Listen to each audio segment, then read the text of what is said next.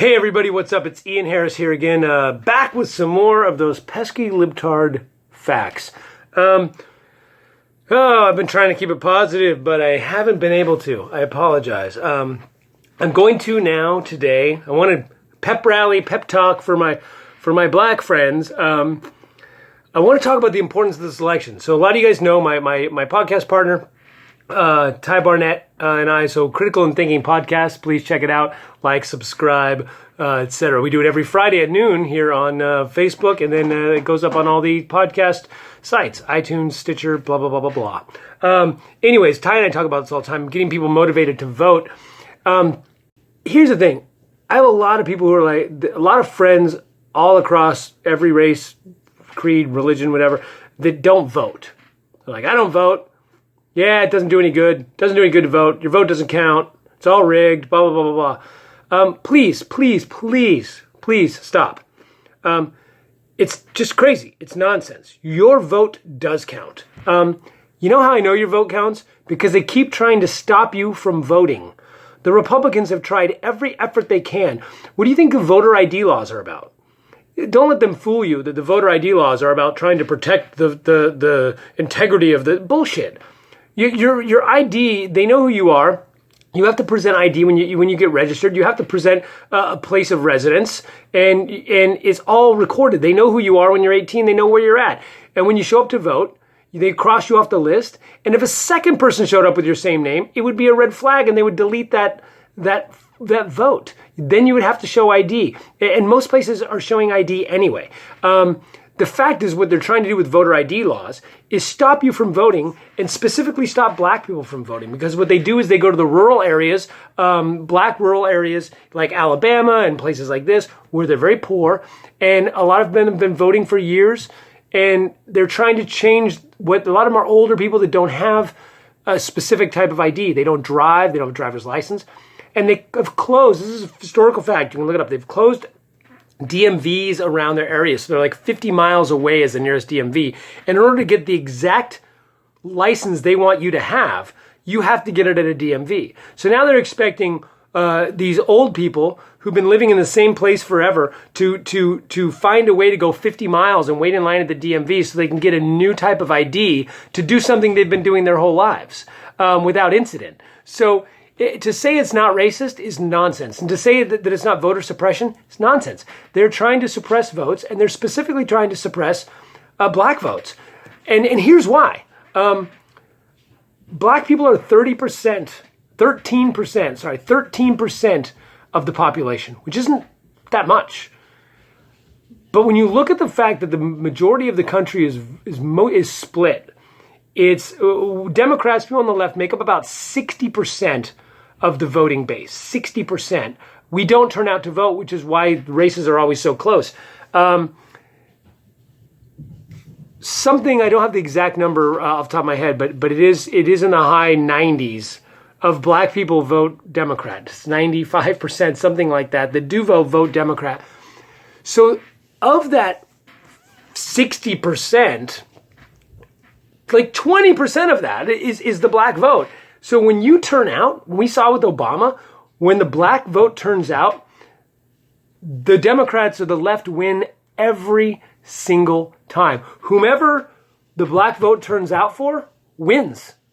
That's the deciding factor. You got 65% of white people and they're kind of split. And then you got a mix of all other people that are all over the place. Minorities in general, but specifically the black vote, is what pushes it over the edge every single time. You can look up the facts. Again, I'm just talking right now. I don't put facts up anymore. You can look them up. I'm telling you what they are, and you can go look them up, Google it. I usually don't talk out of my ass. I usually look all this shit up beforehand and then talk to you about it. So it is true that the deciding factor in many elections is the black vote, and it could be the deciding factor in every election.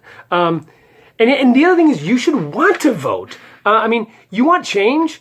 You're really worried about racism and oppression, all sort of stuff.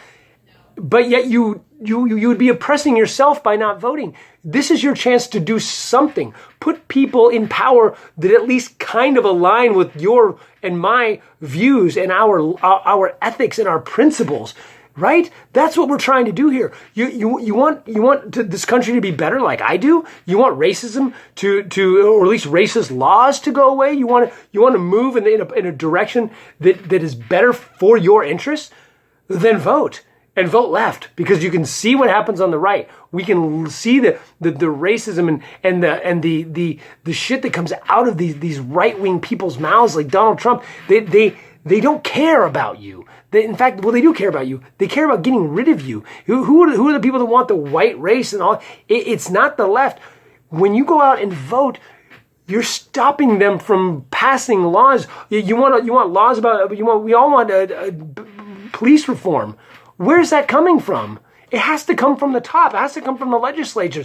And if you don't vote people in that are going to do something about it, then we can't complain about it. And we need you. And I know it's, here I am. Again, I know it's, how often is it that, a white guy is like, please, black people. Instead of course, if it's like a movie and the white guy's got the black friend and he's like, well, needs to learn how to dance or needs to be cool for whatever dumb Disney movie it is, where it's like, then I'm gonna be like, hey, here's my black friend and he's gonna teach me how to dance so I can get the girl. Other than that, you don't hear it very often. I'm pleading with you, friends, black friends, vote.